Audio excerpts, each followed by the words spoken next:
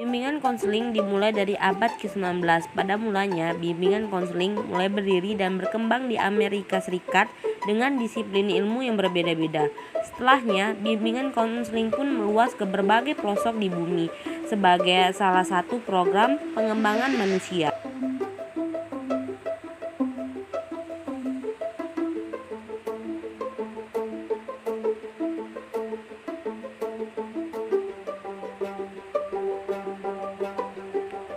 Bimbingan konseling mulai ada pada tahun 1908 di Amerika Serikat dengan berdirinya Vocational Bureau pada tahun 1908 oleh Frank Person.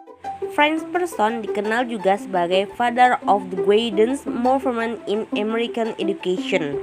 Frank Person adalah seorang profesor Amerika, pembaruan sosial dan intelektual publik, seorang komentator sosial terkemuka di era progresif. Istilah bimbingan konseling sendiri mulai dikenal pada abad 19 hingga awal 20 di Boston. Istilah ini dikenal dengan berdirinya Vocational Bureau, sebuah biro di bidang profesi dan ketenagaan kerjaan. Pada masa yang hampir sama, George B. Davis juga memulai memberi layanan pada tahun 1898 dan di tahun 1907-nya dia mencoba memasukkan program bimbingan konseling ke dalam pendidikan siswa SMA di Detroit. James B. Davis dianggap sebagai konselor sekolah pertama di Amerika Serikat karena ia adalah orang pertama yang menerapkan bimbingan sistematis di sekolah. Melalui karyanya di Sekolah Umum Michigan, ia menjadi pemimpin penting dalam pengembangan bimbingan kejuruan di akhir 1800-an dan awal 1900-an.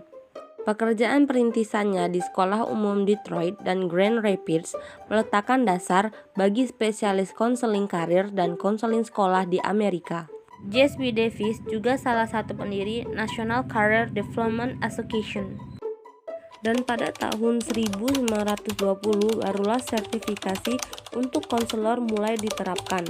Pada awalnya bimbingan dan konseling lebih diarahkan untuk pada pekerjaan atau karir. Namun lambat laun merambat pada bidang pendidikan sebagaimana yang telah dirintis oleh James B. Davis.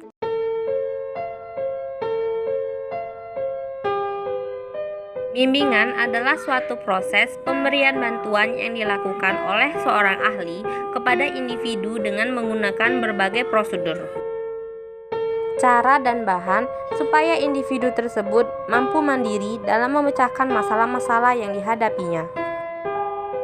Samsu Yusuf mengatakan bahwa bimbingan merupakan proses pemberian bantuan konselor kepada individu secara berkesinambungan agar mampu memahami potensi diri dan lingkungannya, menerima diri, mengembangkan dirinya secara optimal, dan menyesuaikan diri secara positif dan konstruktif sesuai terhadap tuntunan norma kehidupan yakni agama dan budaya, sehingga mencapai kehidupan yang bermakna baik secara personal maupun sosial. Sedangkan konseling adalah proses pemberian bantuan yang dilakukan melalui wawancara konseling secara face-to-face oleh seorang ahli yang disebut konselor kepada individu yang sedang mengalami suatu masalah yang disebut konseli. Istilah ini pertama kali ditemukan oleh Frank Person di tahun 1908. Berdasarkan pengertian sebelumnya, maka dapat kita artikan bimbingan konseling adalah proses pemberian bantuan yang dilakukan melalui wawancara konseling yang dilakukan oleh seorang konselor kepada konseli yang bermuara pada teratasinya masalah yang dihadapi klien.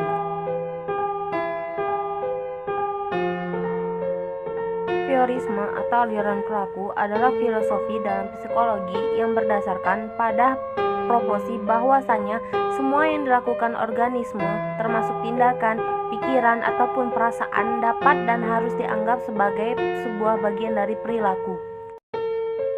Behaviorisme merupakan salah satu pendekatan di dalam psikologi pendidikan yang didasari keyakinan bahwa anak dapat dibentuk sesuai dengan apa yang diinginkan oleh orang yang membentuknya. Menurut pandangan behavior, perkembangan anak sangat ditentukan oleh faktor yang berada di luar anak itu sendiri, bukan dari faktor yang berasal dari dalam diri anak itu sendiri. Semua tindakan pendidikan ditentukan secara sepihak, yaitu pendidik, dan anak dianggap sebagai objek pendidikan. Tujuan konseling behavior adalah mengantarkan klien untuk mencapai kondisi kehidupan tanpa mengalami konflik atau kesulitan dan hambatan perilaku yang menyebabkan ketidakpuasan jangka panjang. Pendekatan behavioristik merupakan usaha untuk memanfaatkan secara sistematis pengetahuan teoritis dan empiris yang dihasilkan dari penggunaan metode eksperimen dalam psikologi untuk memahami dan menyembuhkan pola tingkah laku abnormal. Untuk pencegahan dan penyembuhan abnormalitas tersebut dimanfaatkan hasil studi eksperimental baik secara deskriptif maupun remedial. Pendekatan behavior bertujuan untuk menghilangkan tingkah laku yang salah dan tidak sesuai dan membentuk tingkah laku yang baru. Pendekatan behavior dapat digunakan untuk menyembuhkan berbagai gangguan tingkah laku dari yang sederhana hingga kompleks, baik individu maupun kelompok. Menurut Corey, tujuan pendekatan behavioristik adalah sebagai refleksi masalah konseling, dasar pemilihan dan penggunaan strategi konseling, dan sebagai kerangka untuk menilai hasil konseling. Karakteristik pendekatan behavioristik yang dikemukakan oleh Esnek adalah pendekatan tingkah laku, yaitu memiliki 8 poin. 1. Didasarkan pada teori yang dirumuskan secara tepat dan konsisten yang mengarah kepada kesimpulan yang dapat diuji. 2. Memandang simptom sebagai respon bersyarat yang tidak sesuai. 3. Memandang simptom sebagai bukti adanya kekeliruan hasil belajar. 4. Memandang bahwa simptom-simptom tingkah laku ditentukan berdasarkan perbedaan individual yang terbentuk secara conditioning atau autonom sesuai dengan tingkah laku masing-masing. 5. Menganggap penyembuhan gangguan neurotik sebagai pembentukan kebiasaan atau habit yang baru. 7. Menyebutkan simptom secara langsung dengan jalan menghilangkan respon bersyarat yang keliru dan membentuk respon bersyarat yang diharapkan. 8. Menganggap bahwa pertalian pribadi tidaklah esensial bagi penyembuhan gangguan neurotik, sekalipun untuk hal-hal tertentu yang kadang-kadang diperlukan. John D. Crumbles menyusun tahapan konseling behavior dengan membagi prosedur belajar menjadi 4 kategori. 1. Belajar operan. Pada tahap ini, klien diberikan pemahaman mengenai perlunya ganjaran, yakni hadiah sebagai stimulasi tercapainya perubahan perilaku yang diharapkan. Ganjaran tersebut dapat berupa penerimaan dan pembenaran atas perubahan perilaku klien. 2. Belajar meniru. Konselor menjadi model yang akan melakukan perilaku positif agar ditiru oleh klien. Apalagi anak usia dini yang masih dalam tahap meniru perilaku akan dengan mudah melakukan langkah ini. Klien juga harus diberikan pemahaman tentang perilaku yang boleh ditiru dan perilaku yang harus dihindari. Dan orang tua menjadi pusat modeling bagi anak, maka orang tua perlu mengendalikan diri untuk tidak bersikap negatif pada anak. Ketiga, belajar kognitif. Konselor memberikan kebebasan kepada klien untuk merespons stimulasi dari lingkungan sosialnya untuk dipelihara menjadi kebiasaan. Dalam prosedur ini, konselor harus tetap mengawasi klien agar terhindar dari perilaku yang salah lagi. Dan yang terakhir ialah keempat adalah belajar emosi. Konselor akan menunjukkan respon-respon negatif secara emosional, kemudian menggantinya dengan respon-respon positif yang dapat diterima secara emosional. Kemarahan merupakan salah satu bentuk perilaku agresif dan bisa meningkatkan perilaku agresif yang diperlihatkan. Namun bukan berarti anak harus memendam perasaannya. Anak tetap harus mengekspresikan emosi atau kondisi yang tidak menyenangkan bagi dirinya dengan diarahkan pada perilaku yang dapat diterima oleh masyarakat pada umumnya.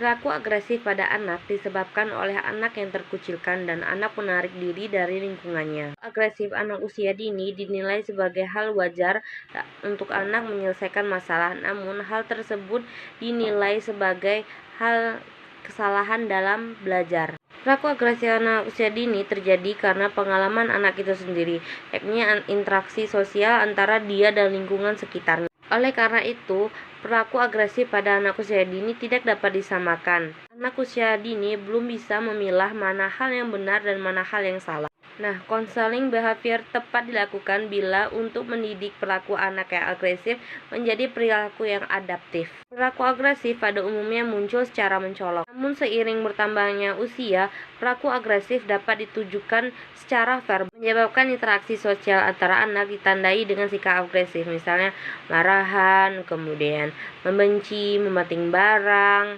suka memukul. Nah, itulah dia sedikit penjelasan dari saya. Terima kasih.